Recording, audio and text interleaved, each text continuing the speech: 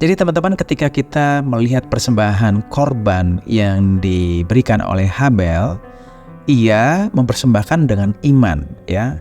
Dan itu sebabnya Habel sendiri diterima dulu, ya. Kemudian baru persembahannya juga diterima.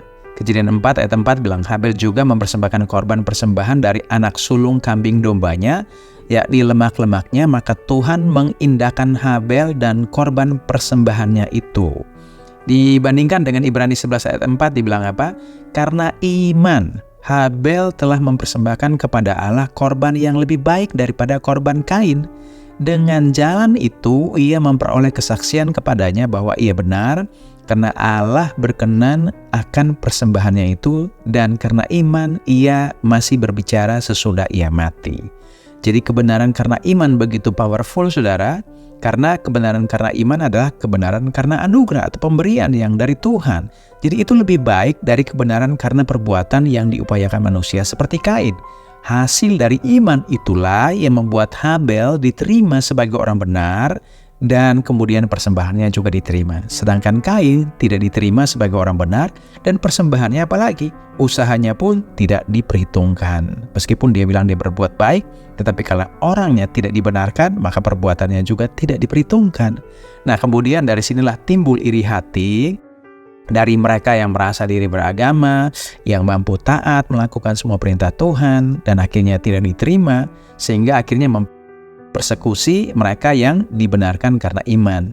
Kalau Alkitab bilang bahwa tidak ada seorang pun yang benar kecuali Kristus dan mereka yang telah dibenarkannya, maka mereka yang tidak dibenarkan karena iman kepada korban penebusan Kristus, jangankan persembahan dari hasil upayanya sendiri, bahkan orangnya juga tidak diterima, seperti Kain tidak diterima, dan apalagi persembahannya tidak akan diterima.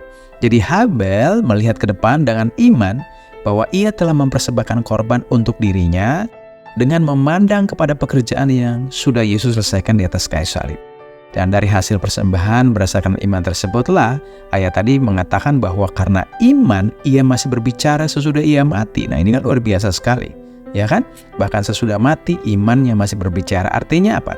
Bahwa iman tetap bekerja meskipun saudara sudah tidak berdaya, sudah tidak lagi mampu menghasilkan apa-apa, tapi karena iman saudara sudah diterima dan Allah akan menepati janjinya kepada mereka yang percaya kepadanya.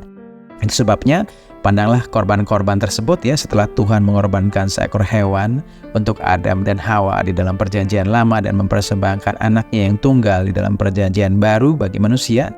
Kita lihat apa yang dipraktekkan manusia kemudian, apa yang dilakukan manusia, yaitu ketika mereka melakukannya dengan iman. Lihat, Habel mempraktekkannya satu korban saja untuk dirinya sendiri. Kemudian pada Paskah pertama, 1 ekor domba saja untuk satu keluarga. Kemudian pada hari pendamaian, ya, hari raya Yom Kippur, 1 ekor domba untuk seluruh bangsa Israel.